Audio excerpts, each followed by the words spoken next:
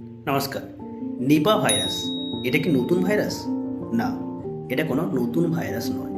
এটা প্রথম পাওয়া গিয়েছিল মালয়েশিয়াতে 1998 সালে। তারপরে 2001 সালে ভারতে ও বাংলাদেশে পাওয়া গিয়েছে।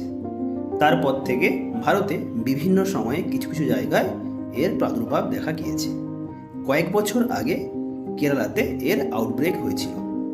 আর এখন ওয়েস্ট বেঙ্গলে কয়েকটি কেস পাওয়া গেছে যারা নিপা ভাইরাস রোগে আক্রান্ত।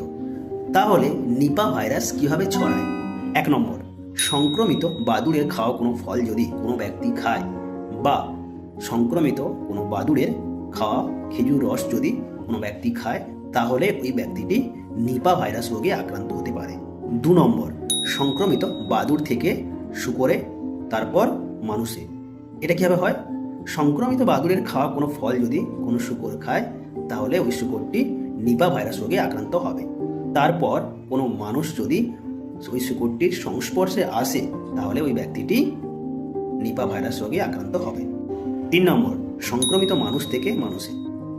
এটা কীভাবে হয়?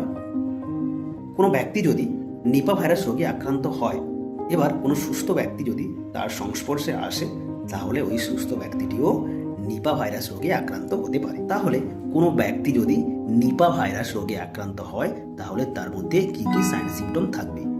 প্রথমে পেশেন্টটির জ্বর, মাথা ব্যথা, পেশিতে ব্যথা, সর্দি কাশি ও বমি এসব থাকতে পারে। তারপরে যদি ভাইরাল নিউমোনিয়া ডেভেলপ করে, তাহলে শ্বাসকষ্ট শুরু হবে। যদি ইনফেকশনটি মাথার মধ্যে স্প্রেড করে, তাহলে হবে এনসেফালাইটিস, যার জন্য পেশেন্ট অজ্ঞান হয়ে যেতে পারে, পেশেন্টের খিঁচুনি হতে পারে, ঘুম ঘুম ভাব থাকতে পারে, আর পেশেন্ট ভুলভাল বকতে পারে এবং পেশেন্ট কোমায়ও চলে যেতে পারে।